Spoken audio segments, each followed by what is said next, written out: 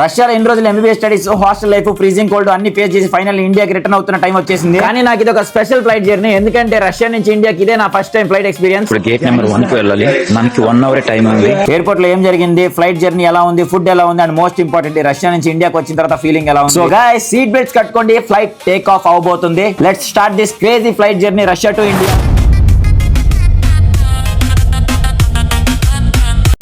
అది చూసారు కదా ఎయిర్పోర్ట్. అది ఎయిర్పోర్ట్ ఏంటి ఎంత ఉంది. మహేష్మతి సింహాసనం లాగా ఎంత విశాలంగా ఉంది. ఇక్కడ బోర్డింగ్ పాస్ అంటే అది ఆడేస్తారు. టికెట్ తీసుకొని పోయేటట్టుంటే బాగుండిద్ది. అందరూ ఇక్కడ నుంచున్నారంటే ఇదేనట్టుంది ఎయిర్ అరేబియా. ఇదే దొరికేసింది. రష్యా దేశపు రాజధాని మాస్కో నగరం ఎయిర్పోర్ట్ చూడండి ఎంత బాగుందో. ఏమోలేండి, నేను ఎప్పుడు ఎయిర్పోర్ట్లో అంతగా వెళ్ళింది లేదు. ఢిల్లీలో వెళ్ళాను. ఢిల్లీలో ఎయిర్పోర్ట్ తర్వాత మళ్ళీ ఈ ఎయిర్పోర్ట్లోకి నేను వచ్చింది. ఎయిర్పోర్ట్ అయితే చాలా బాగుంది. బోర్డింగ్ పాస్ కూడా వచ్చేసింది, అయిపోయింది. ఎందుకు అక్కడ వీడియోలు తీయటం, ఎందుకు వచ్చిన రిస్క్ దేశంలో అని చెప్పి నేను కెమెరా కూడా తీయలేదు అక్కడ. ఇప్పుడు టైం అయితే 8:30 అయింది. మనకి డిపార్చర్ బోర్డింగ్ టైం అయితే 10:30 ఇచ్చారు. ఏంటో ఈ మహానగరంలో ఇంత పెద్ద ఎయిర్పోర్ట్లో నేను ఒక్కడనే తిరుగుతున్నా. నేను ఇండియా నుంచి రష్యా వచ్చినప్పుడు కూడా ఒక్కడనే వచ్చానులే, భయం ఏం లేదు. ఎందుకో తప్పిపోయానేమో అనిపించింది ఒక్కసారిగా. ఎప్పుడు ఒంటరిగా అయితే ఫీలింగ్ కలగలేదండి. ఎంత ఒంటరిగా ఉన్నా సరే ఇక్కడ ఇంత పెద్ద దాంట్లో ఎప్పుడు ఒంటరిగా అయితే అనిపించలేదు. అందరూ కలిసే వచ్చారు. కొంతమంది స్టూడెంట్స్ నేను కూడా చూశాను అక్కడ, వేరే యూనివర్సిటీ వాళ్ళు. బాగా ఫ్రెండ్స్ ఒక 10 మంది, 5, 4, 2 మేము అట్లా కలిసి వచ్చారు. మనం ఏంటంటే ఒకళ్ళమే, ఇబ్బంది లేదు. ఒకళ్ళమైనా సరే బాగానే ఉంది ఫీలింగ్. ఇది ఒక టైప్ ఆఫ్ అడ్వెంచర్లా ఉంది. ఇప్పుడు పైకి వెళ్తున్నాం. ఇక్కడ పైకి వెళ్తే ఇక్కడ మళ్ళీ చెకింగ్ ఉంటుంది. మొత్తం ఐటమ్స్ అన్నీ తీసి ఇవ్వమంటారు. ఆ చెకింగ్ అయిపోయిన తర్వాత ఇంకా వెళ్ళిపోవడమే. వెళ్ళి అక్కడ టెర్మినల్ దగ్గర కూర్చుంటే ట్రైన్ వచ్చినప్పుడు మన ఊర్లో పిలుస్తారు కదా, బస్సు వచ్చినప్పుడు టటాయ్ అని అలా పిలుస్తారు. వెళ్ళి కూర్చోవడమే. వెళ్ళి అక్కడ కూర్చుంటే ఇంకా పిలిచినప్పుడు పోవాలి. కనెక్టింగ్ ఫ్లైట్ ఇక్కడ నుంచి మాస్కో నుంచి షార్జాకి, మళ్ళీ షార్జా నుంచి హైదరాబాద్కి 2 ఫ్లైట్లు కనెక్టింగ్ ఫ్లైట్స్. ఇప్పుడు టికెట్ స్కాన్ చేసి అక్కడ నాకు ఇవన్నీ ఏమీ తెలియదు నిజంగా. వాళ్ళు చేస్తున్నారు, వెళ్ళిపోతున్నారు. సో నేను అలాగే చేస్తున్నాను అంతే. నిజంగా నాకు ఐడియా లేదు. నేను ఎప్పుడు రాలేదు కదా ఎయిర్పోర్ట్లకి. అప్పుడెప్పుడో ఫస్ట్ ఇయర్లో వచ్చాను. వాళ్ళే చూస్తున్నారు, కన్సల్టెన్సీ వాళ్ళే మొత్తం. వాళ్ళతో గుంపులో పోయిందిలాగా అయిపోయింది. మొత్తం 4 మంది ఆ రోజు పెట్టేస్తే అయిపోయింది. భలే ఉంది సిస్టము, చాలా బాగుంది. ఇక్కడ ఇమిగ్రేషను చాలా సేపు పడుతుంది. ఇక్కడ చాలా టైం పడుతుంది. అది అవ్వగానే ఇక్కడ సెక్యూరిటీ చెకింగ్, మళ్ళీ ఉన్న షూస్, బెల్ట్లు అన్నీ తీసి పడేసి ఆ ట్రేలో ఏమన్నారు. అవునులే, ఈ మాత్రం సెక్యూరిటీ ఉండాలి, లేకపోతే ప్రతి యదనా కొడుకు దేశంలో దూరిపోతాడు. భయంకరమైన చెకింగ్ అండి బాబు. ఫ్లైట్లో ఇదే సెకండ్ టైం. ఫస్ట్ టైం వచ్చినప్పుడు గుంపులోకి పోయిందా కదా, అంత పెద్ద పట్టించుకోలేదు. దేవుడా, సరదా తీరిపోయింది.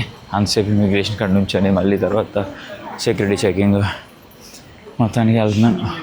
అదేదో గేటు E4 అంట, అది ఎడం ఎతకాలి ఇప్పుడు.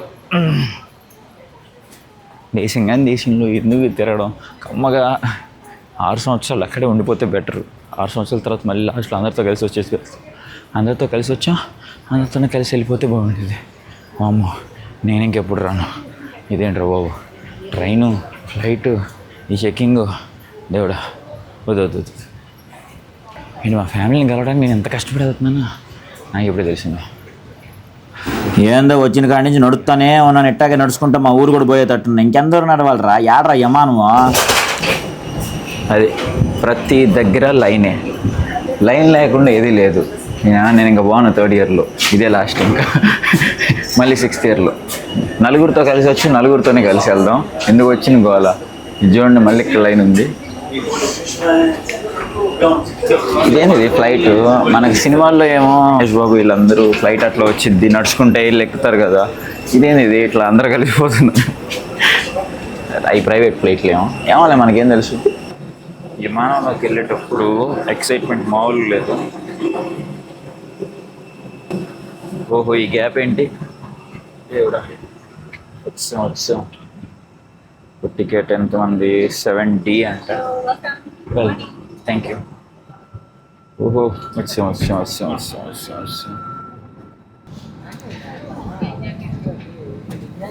ఫ్లైట్ ఎక్కక ముందు ఏదో ఎక్సైట్మెంట్, ఎట్టుంటుంది అని సినిమాలో చూసేది. ఎట్టుంది దీనికంటే మా ఊర్లో ఎర్రబస్సు మంచిగా ఉంటుంది అనిపిస్తుంది. ఎక్కేటప్పుడు తెలియట్లేదు, దిగేటప్పుడు తెలియట్లేదు. ఎక్కేది దేనికప్పుడు. అదే మా ఊర్లో పల్లె వెలుగు అనుకో, వెళ్ళేటప్పుడు ఇన్ని గతుకులు వస్తాయి కదా తెలుసా. ఆ గతుకులకి అప్పుడు అనిపిస్తుంది ఇది ప్రయాణం, ఇది జర్నీ అని. ఇదేంటి ఇది ఎక్కుతున్నాం తీసుకుపోతుంది, దించేటప్పుడు షెవుల్లో ఒకటే మోత.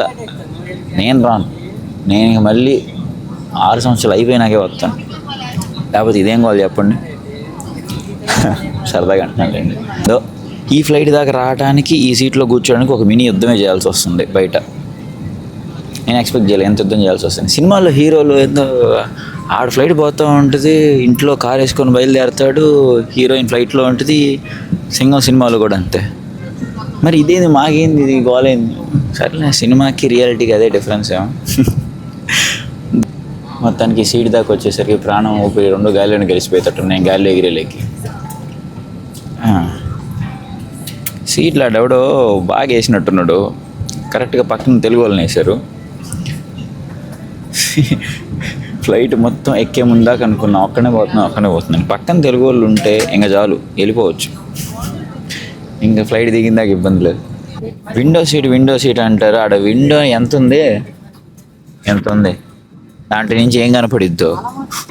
ఏంటిదా ఇది ఆర్డర్ మెను అంటిది. చూద్దాం ఏమున్నాయో. వీళ్ళు ముందు పుట్టి తర్వాత బిజినెస్ పుట్టినట్టుంది. ఎక్కడ పెట్టినా సరే ఈవిడ పెట్టి పని బాగుంటాయా అంటే అబ్బే ఫస్ట్ ఇయర్లో వచ్చేటప్పుడు ట్రై చేశా, వాయిన్తో ఒకటే తక్కువ, దరిద్రమైన టేస్ట్, డబ్బులు బోక తప్పితే ఏం లేదు. سيداتي وسادتي لقد ذهبت لا هي تعالى نرجو من حضرتكم البقاء جالسين في مقاعدكم అన్న అరబిక్ కాదన్న ఇంగ్లీష్లో చెప్పండి. حتى تتوقف الطائرة نهائيا وتضع إشارات الحاسمة وشكرا لتعاونكم. ఏందో అన్న ఏదో అరబిక్లో చెప్పేసి వదిలేసాడు. Ladies and gentlemen, we have just landed. For your safety, please remain seated with your seatbelt fastened until the aircraft has come to a complete stop and the seatbelt sign is turned off. Kindly check your seating area for any personal belongings. Please take care when opening the overhead compartments as items may have shifted during the flight. Thank you. Okay, అక్క చెప్తుంది మీరు అక్కడే కూర్చోండి, మీరు లేవమాకండి, మీరు బయటికి రాకూడదు, మనం ఇట్లా పెట్రోల్ కొట్టేసుకుని వెళ్ళిపోతాము అని. సో ఒంగోలులో మాకు ఒక సినిమా థియేటర్ ఉండేది, తులసిరామ్ థియేటర్. దాంట్లో ఉన్నట్టున్నాయి సీట్లు. రష్యా నుంచి షార్జా వచ్చేసాము. ఇక్కడ ఆగింది ఫ్లైట్. మళ్ళీ ఆడి నుంచి మమ్మల్ని యాడికో తీసుకుపోతున్నారు. యాడికి దింపుతున్నారు. ఎయిర్పోర్ట్ కాదే, బస్సు ఇప్పుడు బస్సులో ఎక్కించుకొని ఎయిర్పోర్ట్ తీసుకెళ్ళి మళ్ళీ ఆడి నుంచి వేరే విమానం ఎక్కాలంట హైదరాబాద్కి. ఇదేం ఫ్లైట్ ఇప్పుడే దిగేసాం. ఇక్కడ నుంచి మళ్ళీ షార్జా ఎయిర్పోర్ట్కి ఒక చిన్న బస్సులో తీసుకెళ్తున్నారు ప్యాసింజర్స్ అందరినీ. 1 అవర్ టైం ఉంది మనకి ఇప్పుడు నెక్స్ట్ ఫ్లైట్కి. 1 అవర్లోగా ఫ్లైట్ని పట్టుకోవాలి. ఫస్ట్ టైం ఫ్లైట్ ఎక్కుతూ ఇంత బిజీ షెడ్యూల్ అనమాట. ఏం చేస్తున్నాం ఇలాంటివి నాకే జరుగుతుంటాయి. ఇప్పుడు గేట్ నెంబర్ 1కి వెళ్ళాలి. మనకి 1 అవర్ టైం ఉంది బోర్డింగ్కి. 1 అవర్లో మనం ఫ్లైట్ని క్యాచ్ చేయాలి. ఫస్ట్ టైం ఫ్లైట్ ఎక్కే వాళ్ళకి ఇది ఒక సాహసం అని చెప్పాలి. హాస్టల్లో ఉన్నప్పుడు చాలా రీల్స్ వచ్చినాయి. ఎయిర్పోర్ట్కి మనం కొత్త అని తెలియకుండా ఎట్ట చేయాలి అని సేవ్ కూడా చేసుకోవాలి ఒక వీడియో కూడా. ఇప్పుడు ఈ అమ్మాయి పోతుంటే ఈ అమ్మాయి ఏడు కూడా మళ్ళీ ఒక చెకింగ్. ఏడ తక్కువ ట్రైన్ తీసుకోలేదులే, పర్లేదు. పాడినమ్మ తల్లి కథలు రేంది బస్సు ఎక్కండి. ఓరి నాయనో విమానం ఏంద్ర నాయన, దగ్గర నుంచి చూస్తే ఎంత పెద్దగా ఉంది, పైకి ఎగిరాక చిన్నది అయిపోయింది. ఇది ఇదేమండి షార్జా టు హైదరాబాద్ ఫ్లైట్.